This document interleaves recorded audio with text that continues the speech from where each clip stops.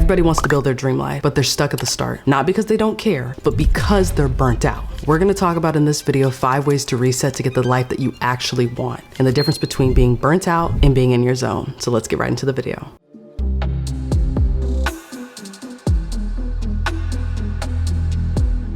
Step 1, rest on purpose. We first have to understand the difference between being burnt out and locked in. So burnout is when you are forcing yourself, truly dragging yourself through the task, even if it's something that you want to do, but it's just not aligning with who you are, whether it be the creativity, whether it be the amount of times that you've had to redo something, or the amount of times that you haven't been able to start something. It could be a multitude of things. Being locked in is when time just disappears. Like you're truly in the zone, tunnel vision. You don't even notice 3 hours have passed because you're just so focused on creating the product or really improving yourself. You're just in it. And it feels really good. Most people will mistake the desire to rest for a lack of ambition, which that is completely not true. Being tired doesn't mean that you don't want it. It just means you're not being fueled in the right way. Picture this. You work your 9 to 5, you come home, and by the time it's time to actually work on the dream life, the content, the business plan, you have no energy. You are truly running on empty. It feels impossible to do. Again, not because you don't care, but because you're burnt out. And that's not on you.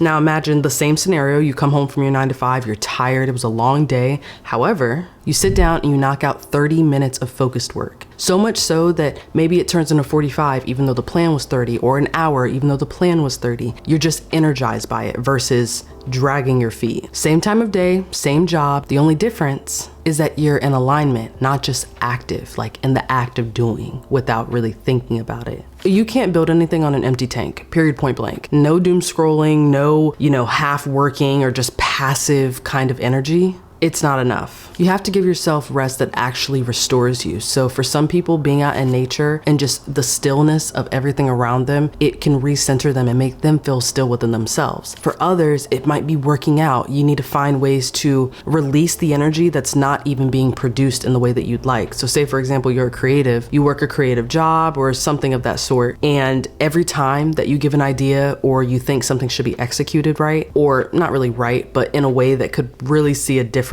kind of energy, it's a no or it's a maybe, and you're just kind of frustrated by that. What that could look like is going to the gym, working out that energy you don't get to put in creatively to your life, to your physical health. That way you're releasing it in a healthy way and not storing all that up so it clouds your mind when you're trying to actually build your dream life. Step number 2, I've talked about it before, but you need to reconnect with your why. If you don't know why you're doing something, it's not gonna matter whether you're burnt out or locked in. Sometimes you're gonna feel like, okay, like what was I doing this for, if you don't define that first. And it may not come. You may just have the desire to be like, I wanna do this thing. And then maybe a couple months, maybe a year down the road, you realize, I wanna keep doing this thing because XYZ, because of my family, because of my lifestyle, because of this thing, whatever it is. If your dream life is blurry, your motivation will always be shaky and you can never get to discipline. So I talk about this a few times on this channel where you can be motivated all day long, but that has a time period that it runs out. Be motivated for a week,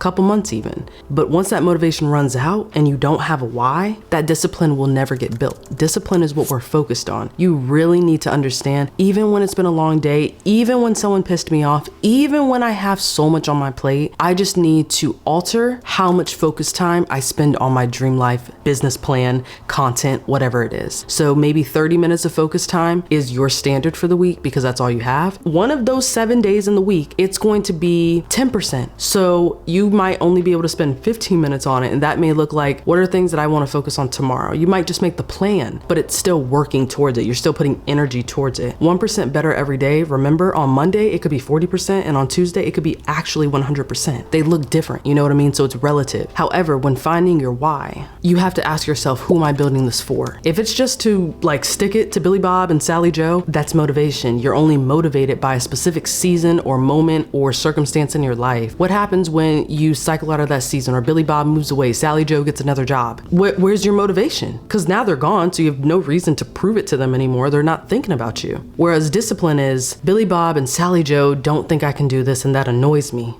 But I'm disciplined enough to know that I can see something different with my life because everyone thinks this average life is enough. It's not to me. That's the discipline. So even though you're doing something in a saturated market, even though you're doing something and everyone else is doing it, everyone's driving cars. That don't stop you from getting in your own. You know what I mean? So you have to stop thinking about what the excess is and think about what makes you unique. The whole reason that cars are able to continue showing us these commercials and telling us why Lexus is better than Kia's or whatever the case is, whatever we're looking at, is because their unique value proposition. It's a business term where you figure out if there's 5 different car brands, what makes one car the best out of the 5? Oh, okay, heated seats. Oh, okay, a sunroof. Oh, okay, you get where I'm going with this? You have to figure out the same thing, your business plan, your type of content, whatever that dream life looks like for you, what is your unique value proposition? So when you're building your why, say for example, it could look like this. I want to start creating content because I want people to view it and know there can be more with their life. However, the way that I'm going to do it is by continuously showing up, finding ways where I can truly put myself in someone else's shoes and create content that shows them it's possible. Without a why, the work just becomes empty and you feel like you're just showing up, not even for yourself. You just don't know why you're doing it anymore. And then that's why people may start, but they may not get past the beginning phase. Step number 3, break it down. Big goals don't fail because they're too ambitious. They fail because they're too vague. Instead of saying, I want financial freedom, say this month, I'm gonna save $200 cash and put it somewhere. Momentum starts with clarity. So if you know that there's a big goal you wanna hit, maybe you have student loans. That's something I feel like most of us at one point in our life has had, will have, and even if you don't, you have something that you're working towards. If you wanna save the money to pay something off or save the money to get something, say you want $10,000. I don't know, just throwing a number out there. You know, I want to make $10,000 for, buying a van for my business, but buying something for a catering business. I know it's gonna take some time to get that $10,000. However, if I keep going out to eat every week, if I keep not having a budget, if I keep not keeping up with my receipts, understanding where most of my money's going, if I'm living paycheck to paycheck, which 80% of most Americans are, I will never see this van. I will never see the business grow. I will never see more with it because I just don't know where my money's going. Stuff like that are assessments you need to make in order to find ways where you can truly see how is my life structured right now to set myself up for success. So if you want the $10,000, you need to tell yourself if $1,000 for 10 months is too steep because you just have too many other bills, other people are part of the picture, dedicate. $500 is safe to see something with enough time for it to accrue. But if $500 still is too steep, $200 is always best. You just have to be okay with waiting and making time for that to build up. It's not to say that maybe one day you are doing some catering or you got hired for an event. So now you have some excess income where you can dedicate $500 that month. So you might get closer to the goal. It's just every month consistently, $200 is going to that versus $500 where you're just like,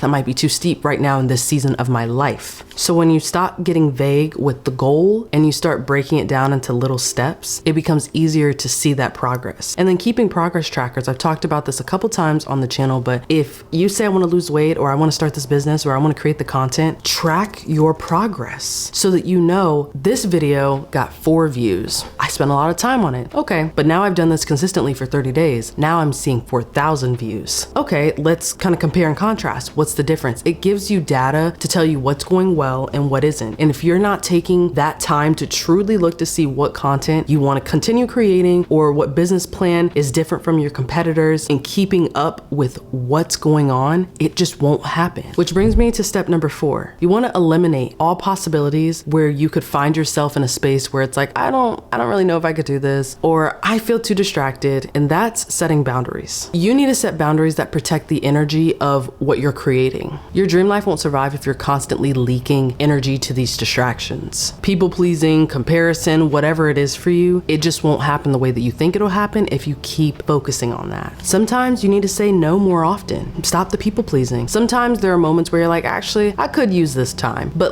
there are more times than not where you can say no, because when you say no, you automatically save money. Period, point blank. Go home. Go home. When you say no, you can think and redirect the energy towards what you really want, which is the dream life, the business plan, the content. You can dedicate that time there now. And then the comparison, it's different than viewing your competition, which to me, my competition is me yesterday and me today. Did I show up better than I did yesterday? However, when you are in other markets, you do want to study the data around you. What's doing well on social? What's not doing well on social? What do I have to offer that the next person person that also bakes cakes doesn't have to offer. You have to think about that, not to compare yourself, but to keep ahead of the game. Your dream deserves more boundaries, and you're not going to get where you want to go if you keep focused on what today looks like. Now, mind you, we only have now and later. It's no past, present, future. Like, things happen in the past, yes, but at one point that was today, and tomorrow will be today, God willing. However, you have to really start thinking, the time I'm spending today, is it going to get me where I want to be 6 months from now? It may not be the completed journey, but I think it definitely will be a lot more closer than if you would have just thought about starting versus starting. Step number 5, I believe, is the most important one, and that's process. Don't power through.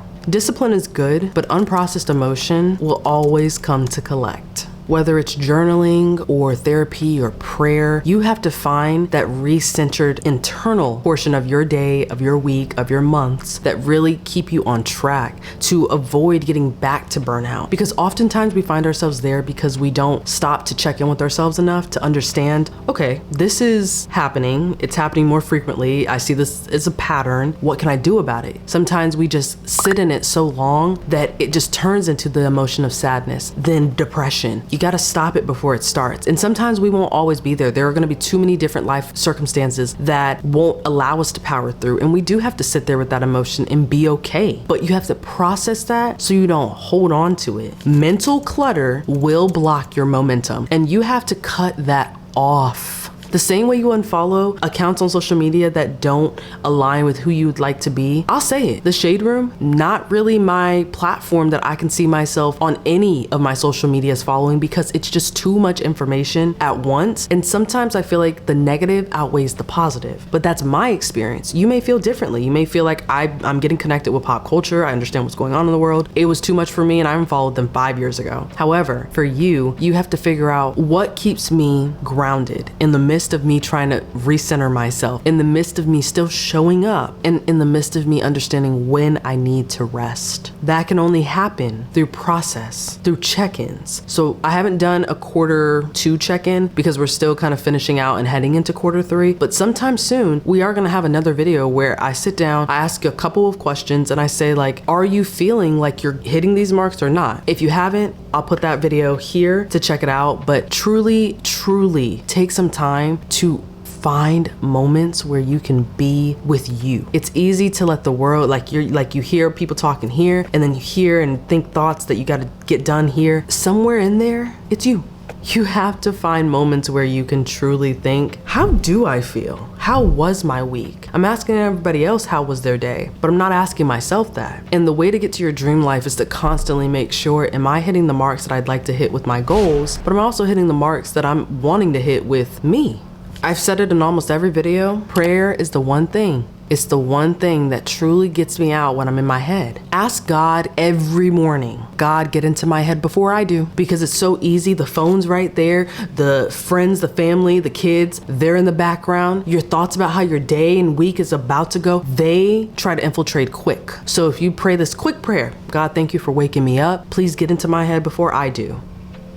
That's a great start to the day. And then you'll eventually start developing longer prayers where you just thank him for everything that he's done. Thank him for the things he hasn't done, for keeping you from things you probably wouldn't have wanted to experience. Like, sometimes we see no and we think, that sucks. It could have sucked even more if it was a yes. So sometimes just rewiring that brain to think everything is happening the way it's supposed to, even if my wants didn't align with the results I got. You have to be okay with that. You know what I mean? So don't take it too harsh if you don't get where you want it to be. It could be a not yet, not just a no. So I don't want to go too much on a tangent, and I'll talk about it in future videos, but I really wanted to check in with you guys and talk about the difference between burnout and being locked in, because sometimes I think we see those words and we say those words so loosely and freely that we don't even think, can this apply to me? Am I burnt out? Am I not working towards my fullest potential? Or am I actually locked in? Is this the season I prayed for? Is this what I've been talking about wanting to do? And how do I know that I'm locked in? It's gonna look different for everybody, so you can't compare your journey to another's. However, these 5 steps aren't just habits. They're a shift in how you show up for yourself. When you move from survival mode to alignment mode, that's when things start to click. That's when you truly start visually seeing in your head, it manifests in your life. The prayers become answered. You do not have to choose between rest and results. You don't have to burn out to prove that you're serious. The dream life is built step by step, brick by brick. Focus on energy that energizes you, not drains you. You can want it and still be tired. But when you find a rhythm, that's when you start realizing, I'm setting my routine. I feel good. Today is okay to take a rest day. Today is okay to really lock in. You'll start seeing some real results the minute you start applying this to your week and assessing throughout the month. It's a check-in process and it's truly tapping in with you. So I hope this helped. I'll see you guys on the next episode of Party One Podcast. Peace.